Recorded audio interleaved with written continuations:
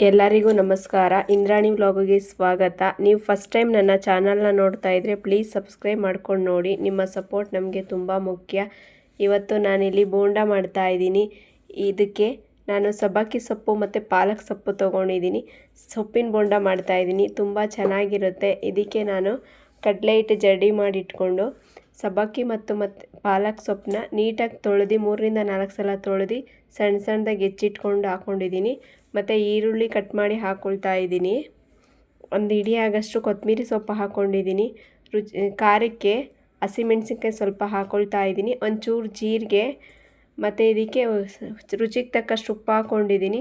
Chilli powder ಒಂದು ಸ್ವಲ್ಪ ಹಾಕ್ಕೊಂಡಿದ್ದೀನಿ. ಇದಕ್ಕೆ ನೀರು ಎಷ್ಟು ಬೇಕೋ ಅಷ್ಟು ಹಾಕ್ಕೊಂಡು ಕಲಿಸ್ಕೊಳ್ತಾ ಇದ್ದೀನಿ. ಇದು ತುಂಬ ಚೆನ್ನಾಗಿರುತ್ತೆ. ಎಲ್ಲ ಕಲಿಸ್ಕೊಂಡು ಒಂದು 5 ನಿಮಿಷ ಹಾಗೆ ಇಟ್ಟಿರಬೇಕು. ಈಗ ನೋಡಿ ಒಂದು 5 ನಿಮಿಷ ಆಗಿದೆ. ಈ ಕಡೆ ಒಲೆ ಮೇಲೆ ಸ್ಟವ್ ಹಚ್ಕೊಂಡು ನಾನು ಎಣ್ಣೆ ಹಾಕ್ಕೊಂಡಿದ್ದೀನಿ. ಎಣ್ಣೆ ಸ್ವಲ್ಪ ಹಾಕ್ಕೊಂಡಿರ್ತೀನಿ ನಾನು. ಎಣ್ಣೆ ಕಾಯ್ದ ಮೇಲೆ ಒಂದು ಸ್ಪೂನಲ್ಲಿ ಕಲಿಸ್ಕೊಂಡಿರ್ತೀವಲ್ಲ ಅದನ್ನು ಒಂದು ಸ್ಪೂನಲ್ಲಿ ಹಾಕ್ತಾಯಿದ್ದೀನಿ ನಾನು. ತುಂಬ ಚೆನ್ನಾಗಿರುತ್ತೆ. ಮತ್ತು ಇದಕ್ಕೆ ಸೊಪ್ಪು ಜಾಸ್ತಿ ಹಾಕಿದ್ದೀನಿ. ಅದು ತುಂಬಾ ಟೇಸ್ಟ್ ಇರುತ್ತೆ. ಸ್ವಲ್ಪ ಬೇಯಿಸಿದ್ರೂ ಸ್ವಲ್ಪ ಸೀದೋಗಿರೋ ಥರ ಕಾಣುತ್ತೆ, ಬಟ್ ಅದು ಸೀದೋಗಿರಲ್ಲ. ಸೊಪ್ಪು ಹಾಕಿರ್ತೀವಲ್ವ ಜಾಸ್ತಿ, ಅದಕ್ಕೆ ಆ ಥರ ಕಾಣುತ್ತೆ. ಮತ್ತು ಟೇಸ್ಟು ತುಂಬ ಚೆನ್ನಾಗಿರುತ್ತೆ. ಈಗ ಬೇಯ್ತಾ ಇದೆ. ಇನ್ನೊಂದು 2 ನಿಮಿಷ ಬೇಯಲಿ. ನೋಡಿ ಈಗ ಇನ್ನು ಸ್ವಲ್ಪ ಬ್ರೌನ್ ತೆಗ್ದಿದ್ದೀನಿ.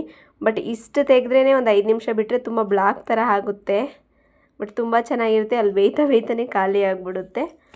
ಇನ್ನೊಂದು ಬೇಯಕ್ಕೆ ಹಾಕ್ತಾಯಿದ್ದೀನಿ. ತುಂಬ ಚೆನ್ನಾಗಿರುತ್ತೆ. ಈ ಚಳಿಗಾಲದಲ್ಲಿ ಸಂಜೆ ಟೈಮು ಸ್ನ್ಯಾಕ್ಸ್ಗೆ ಟೇಸ್ಟಿಯಾಗಿರುತ್ತೆ. ಮತ್ತು ನಾವು ಸೊಪ್ಪು ಜಾಸ್ತಿ ಹಾಕಿರೋದ್ರಿಂದನೂ ಆರೋಗ್ಯಕ್ಕೂ ಒಳ್ಳೆಯದು. ಹಾಗಾಗಿ ತುಂಬ ಚೆನ್ನಾಗಿರುತ್ತೆ. Thank you. ಪ್ಲೀಸ್ ಸಬ್ಸ್ಕ್ರೈಬ್ ಮಾಡ್ಕೊಂಡು ನೋಡಿ.